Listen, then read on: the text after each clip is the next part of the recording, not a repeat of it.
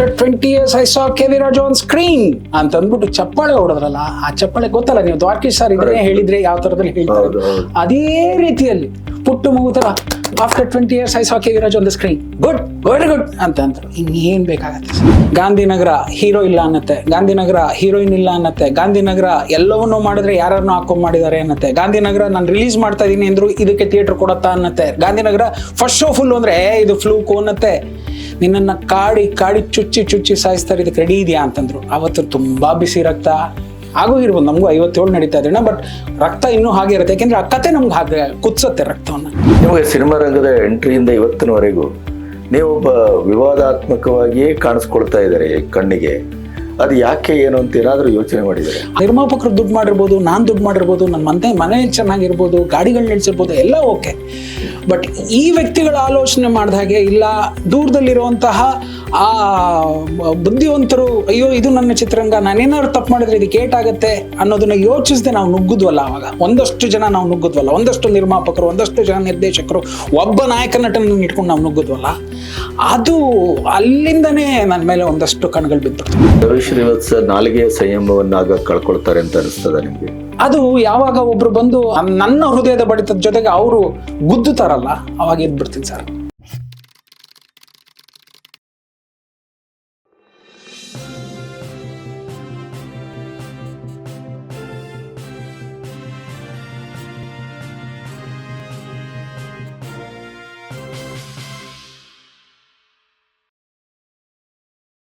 ಗಾಂಧಿನಗರ ನಿಮ್ಮ ಸಿನಿಮಾವನ್ನ ಸಾಯಿಸ್ಬೇಕಾಗಿಲ್ಲ, ಒಂದ್ಸರಿ ಸತ್ತು ಮತ್ತೆ ಹುಟ್ಟಿದೆಯಲ್ಲ ಸಿನಿಮಾ. ಅಲ್ಲ, ಅದೆಲ್ಲವೂ ಆಗಿದೆ, ಎಲ್ಲವೂ ಆಗಿದೆ. ಎಲ್ಲೆಲ್ಲಿ ಏನೇನ್ ಮಾಡ್ಬೇಕು ಅದನ್ನ ಮಾಡ್ಕೊಂಡೇ ಬರ್ತಾ ಇದೆ. ಗಾಂಧಿನಗರದ ಅನುಭವ ಏನು ಈ ಬಿಡುಗಡೆ ಹೊತ್ತಿನಲ್ಲಿ? ಸರ್, ಆಕ್ಚುಲ್ ಆಗಿ ನಾವು ಪಿಕ್ಚರ್ನ ತೋರಿಸಿದ್ದು ಇಬ್ರು ಬಿಟ್ರೆ ಬೇರೆ ಯಾರಿಗೂ ಇಲ್ಲ. ಒಂದು Chandan Suresh, Aparna theatre owner, very good distributor, nice and very nice senior most ಇವರು. ಅವರು ಸಿನಿಮಾವನ್ನ ನೋಡಿ ನಾನು ನಿಂತ್ಕೋತೀನಿ, ಸಿನಿಮಾಗೆ ಏನೋ ಒಂದು ಮಾಡ್ತೀನಿ. ಇನ್ನೊಬ್ರು ಅದು ಹೆಸರು ಹೇಳೋದಕ್ಕಿಂತ ಅದನ್ನ ಒಂದು ಕೋತಿ ಅಂತಾನೆ ಹೇಳಕ್ ಇಷ್ಟಪಡ್ತೀನಿ. ಸಾಮಾನ್ಯವಾಗಿ ಈ ಕೋತಿ ಏನ್ ಮಾಡುತ್ತೆ, ತಾನು ಕೆಡೋದಲ್ಲದೆ ಮನವನ್ನೆಲ್ಲ ಕೆಡ್ಸತ್ತೆ ಅಂತಾರಲ್ಲ, ಹಾಗೆ ಈತ ಹೋಗಿ ಎಲ್ಲ ಗಾಂಧಿನಗರನ ಕೆಡ್ಸ್ಬಿಟ್ಟ. ನಮಗ್ ಒಂದ್ರ ಮೇಲೆ ಫೋನ್ಗಳು ಬರ್ತಾ ಇದೆ. ನಮಗ್ ಗೊತ್ತು ಇದೇ ಕೋತಿ ಇದು ಆಟ ಆಡ್ತಾರೋ ಕೋತಿ ಅಂತ ಚೆನ್ನಾಗಿ ಗೊತ್ತಿದೆ. ಹಾಗಂತ ಹೇಳಿ ನಮ್ಮ ಅಣ್ಣ ಹೇಳ್ತಾರಲ್ಲ, ಇಲ್ಲ ದೊಡ್ಡ ನಮ್ಮ ಹಣೆಯ ಬರವನ್ನ ಯಾರೂ ತಿದ್ಲಿಕ್ಕಾಗಲ್ಲ. ಅವತ್ತೇನೋ ಹೇಳ್ತಾರಲ್ಲ, ಕೇಡು ಮಾಡೋದಕ್ಕೆ 100 ಜನ ನಿಂತಿದ್ರೆ ಕಾಪಾಡಕ್ಕೆ ಅವನೆಲ್ಲೋ ಒಬ್ಬ ನಿಂತವನು ಅಲ್ಲೇ ಕಾಪಾಡ್ತಿರ್ತಾನೆ. ಆ ನಿಟ್ಟಿನಲ್ಲಿ ಅವರೆಲ್ಲ ಪ್ರಯತ್ನಗಳು ಪಡ್ತಾರೆ ಸರ್, ಇರೋದೇ ಅದಕ್ಕೋಸ್ಕರ ಅಷ್ಟೇ.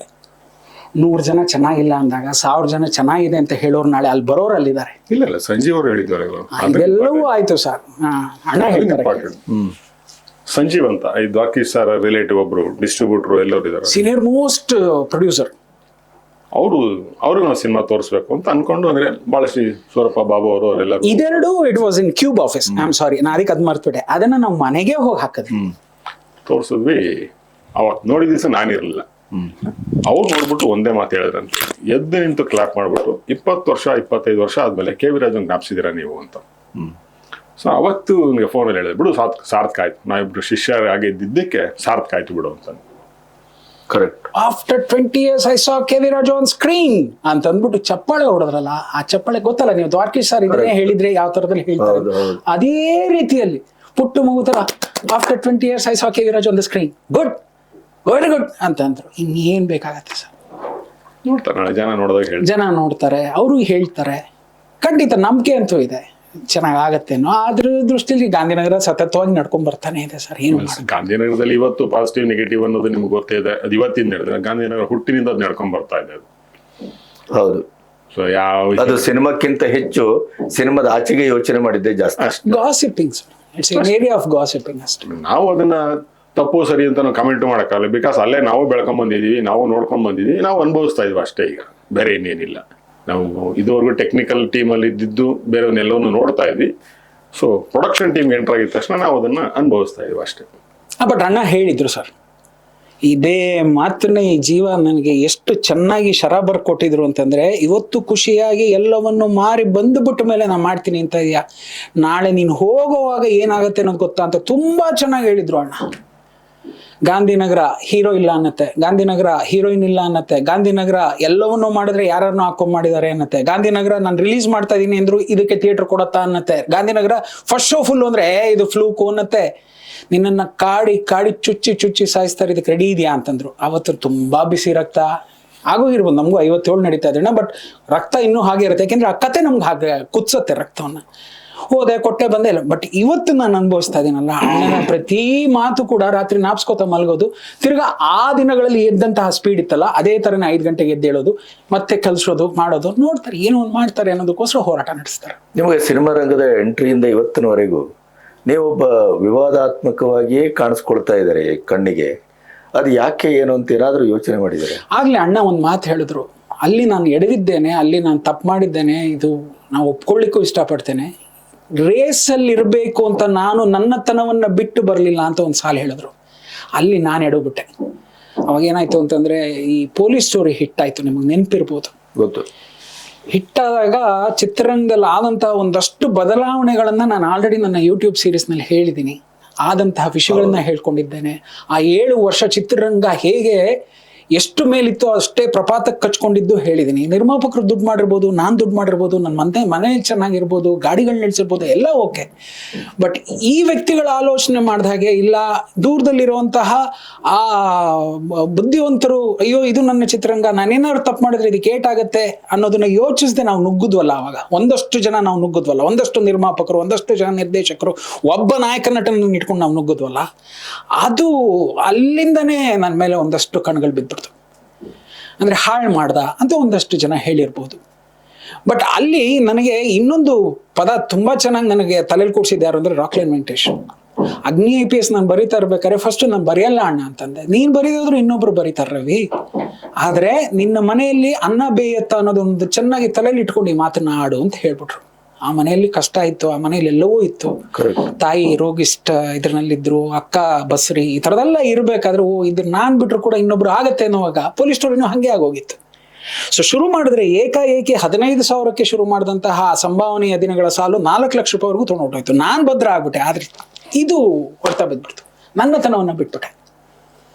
ಎಲ್ಲಿಯ ಹಲೋ ಡ್ಯಾಡಿ ಯಜಮಾನ್ರ ಜೊತೆ ಕೆಲಸ ಮಾಡ್ತಿದ್ದ, ಎಲ್ಲಿಯ ಕರ್ನಾಟಕ ಸುಪುತ್ರ, ಎಲ್ಲಿಯ ಸಿಂಹದ ಗುರಿ, ಲಾಸ್ಟಲ್ಲಿ ಅಫ್ಕೋರ್ಸ್ ಇದೆಲ್ಲ ಬರ್ದಾದ್ಮೇಲೆ ಯಜಮಾನ ಮಾಡಿರ್ಬೋದು, ಕೋಟಿಗೊಬ್ಬ ಒಂದಷ್ಟು ದಿನಗಳ ಕೆಲಸ ಮಾಡಿರ್ಬೋದು, ಇದು ಯಾವುದು ಬರಲಿಲ್ಲ. ಅದೇ ಹೇಳ್ತೀವಲ್ಲ, 99 ಒಳ್ಳೇದು ಮಾಡಿದ್ರು ಅದು ಬರೋದಿಲ್ಲ. ಒಂದೇ ಒಂದು ಕೆಟ್ಟದ್ ಮಾಡಿದ ತಕ್ಷಣ ಅದು ಕಿರೀಟಕ್ಕೆ ಏರ್ಬಿಡುತ್ತಲ್ಲ.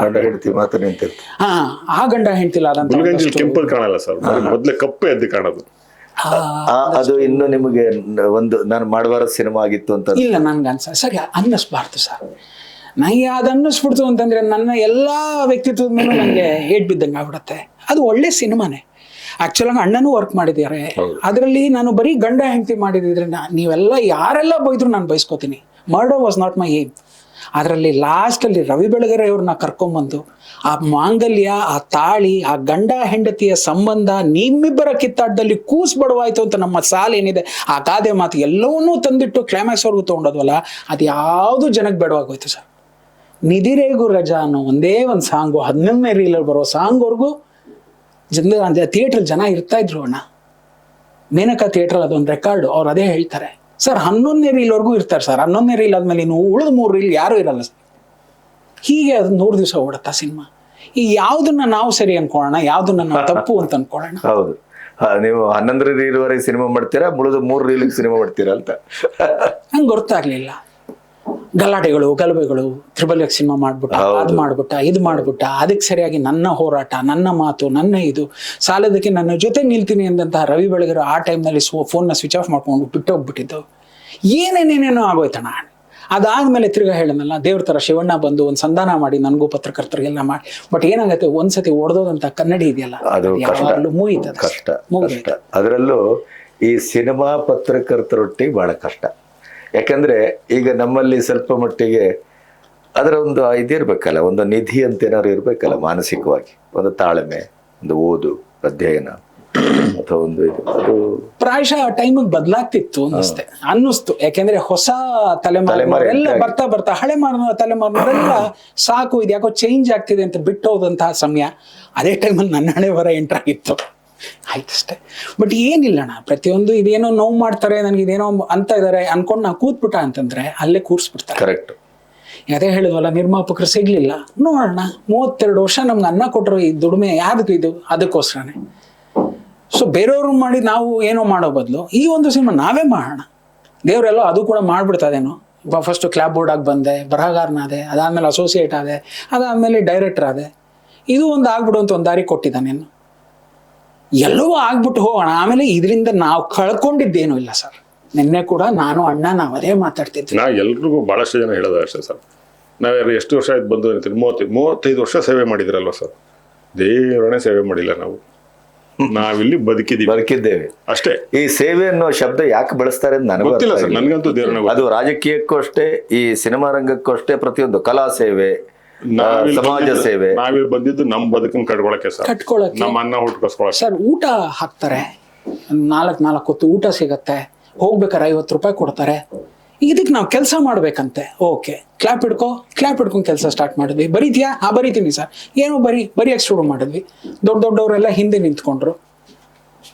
ಬಿಡೋಣ, ಬ್ಯಾಡ್ ಡೇಸ್ ಬಿಡೋಣ, ಬಟ್ ಗುಡ್ ಡೇಸ್ ಅನ್ನೋದು ಏನಿತ್ತು, ಹಿಂದೆ ನಿಂತು ನಮ್ಮನ್ನ ಯಾರು ಅನ್ನ ಕೊಟ್ಟು ಕಾಪಾಡಿದ್ರು, ನಾವ್ ಏನಕ್ಕೆ ಬಂದ್ವಿ, ಅದಕ್ಕೋಸ್ಕರ ನಾವೇನಾದ್ರು ಮಾಡ್ಬೇಕು ಅನ್ನೋದನ್ನ ದೇವ್ರು ಹೇಳಿರ್ಬೇಕಾದ್ರೆ ಅದಕ್ಕೆ ಮಾಡ್ಬಿಟ್ಟು ನೋಡೋಣ.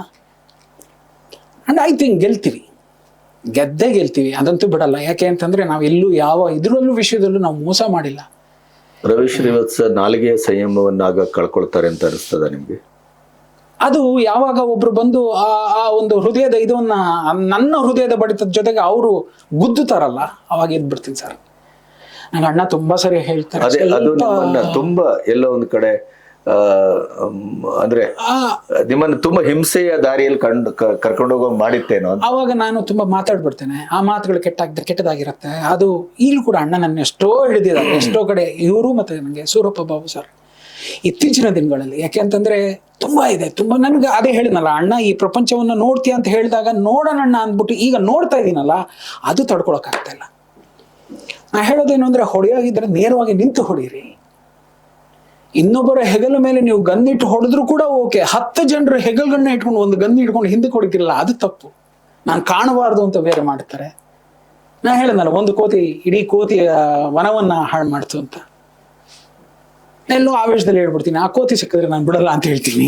10 ಜನ ಅಂದ್ರೆ ನೀವು ಅಷ್ಟು 10 ಜನರಿಗೆ ಒಬ್ಬರು ಅನ್ನೋ ಶಕ್ತಿ ಇದೆ ಅಂತ ಅರ್ಥ. ನೀವಾಗಲೇ ಒಂದು ಮಾತು ಹೇಳಿದ್ರೆ, ಇದನ್ನ ತಡ್ಕೊಳಕ್ಕೋಸ್ಕರ ದೇವ್ರನ್ನ ನುಡ್ಸಿದಾನೇನೋ ಅಂತ ಹೇಳ್ತೀರಿ. ಅಷ್ಟೇ. ಈಗೇನ್ ಮಾಡಕ್ ಆಗಲ್ಲ ಅಣ್ಣ. ಹೋರಾಟಗಳು ಸತತವಾಗಿ ನಡೀತಾ ಹೋಗ್ಬೇಕು. ಪ್ಲಸ್ ಒಂದೇ ನಂಬಿರೋದಣ್ಣ, ಎಲ್ಲೋ ಒಂದು ಹಿರಿಯರ ಆಶೀರ್ವಾದ, ಅಪ್ಪ ಅಮ್ಮನ ಆಶೀರ್ವಾದ, ಯಜಮಾನ್ರ ಆಶೀರ್ವಾದ, ಕೆ ವಿ ರಾಜು ಸರ್ ಆಶೀರ್ವಾದ ಸಾಲೋದಕ್ಕೆ.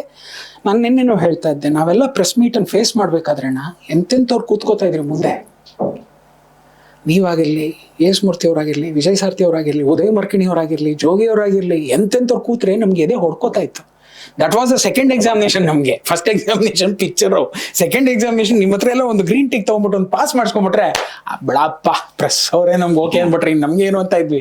ಅದು ಬರ್ತಾ ಬೇರೆ ಆಗೋಯ್ತು. ಇವತ್ತು ಲೂಸ್ ಆಗುತ್ತೆ everything. All corners has been loosed. ಈಗ ಕರೆಕ್ಟ್, ಟೈಟ್ ಮಾಡೋರು ಇಲ್ದಂಗೆ ಆಗೋಯ್ತು. ಇದರ ಬಿಡುಗಡೆಗೆ ಏನು ಸಿದ್ಧತೆ ಮಾಡ್ಕೊಂಡಿದ್ರಿ? ಸೇಮ್ ಚಂದನ್ ಸರ್ ಪಾಪ ನಮ್ಮ ಬ್ಯಾಡ್ ಲಕ್ಕಿಗೆ ಇನ್ನೊಂದು ಹೊಡ್ತಾ ಅದು. ಅವ್ರಿಗೆ ಆಕ್ಚುಲ್ ಆಗಿ ಪ್ರಿಂಟ್ ಹಾಕ್ಬಿಟ್ಟು ನಾನು ರಿಲೀಸ್ ಮಾಡ್ಕೊಡ್ತೀನಿ ಅಂತ ಹೇಳ್ದಂತಹ ಜೀವ, ಕೊನೆಗೆ ಹೋಗ್ತಾ ಅವ್ರಿಗೊಂದು ಸ್ವಲ್ಪ ಪ್ರಾಬ್ಲಮ್ ಶುರು ಆಯ್ತು. ಅಂದ್ರೆ he has some varicose veins problems ಎಲ್ಲ ಇದಾವೆ. ಸಾಲದಕ್ಕೆ ಶೇರ್ ಮಾರ್ಕೆಟ್ ಏನೋ ಒಂದಷ್ಟಾಗಿದ್ದಾವೆ. ಸಾಲದಕ್ಕೆ ಇವತ್ತು ಗಾಂಧಿನಗರದಲ್ಲಿ ಹೊಡ್ತಾ ಬೀಳ್ತಾರದು ಒಂದಷ್ಟು ಇದಾವೆ ಪಿಕ್ಚರ್ಗಳು. ನೇರವಾಗಿ ಹೇಳ್ಬಿಟ್ರು ಅವರು. ಒಂದು 4 ತಿಂಗಳು 5 ತಿಂಗಳು ಸ್ಟ್ರಗಲ್ ಮಾಡಿದ್ರು, ತರಬೇಕು ಮಾಡಬೇಕು ಅಂತ. ಇಲ್ಲ, ನಾನು ರಿಲೀಸ್ ಮಾಡೋಕ್ಕಾಗಲ್ಲ ಅಂದರು. ಮತ್ತೆ ಒಬ್ರು ಮುಖ ನೋಡ್ಕೊಂಡ್ವಿ. ಈಗ ಏನ್ ಮಾಡೋಣ, ನೀನು ಹೇಳು ಏನ್ ಮಾಡೋಣ ಅಂತ. ಹಿಂಗ್ ನುಗ್ಗೋಣ ಅಂತ. ಸರಿ ಹೋಗು, ಏನ್ ಮಾಡ್ತೀವಿ ಮಾಡ್ಕೊಂಬ ಅಂದ್ರು. ಹೋದೆ, ದುಡ್ಡನ್ನ ತಂದೆ, ಎಲ್ಲವನ್ನು ಮಾಡಿ ಅದನ್ನು ರಿಲೀಸು ಮಾಡ್ಬಿಡ್ತು. Very good.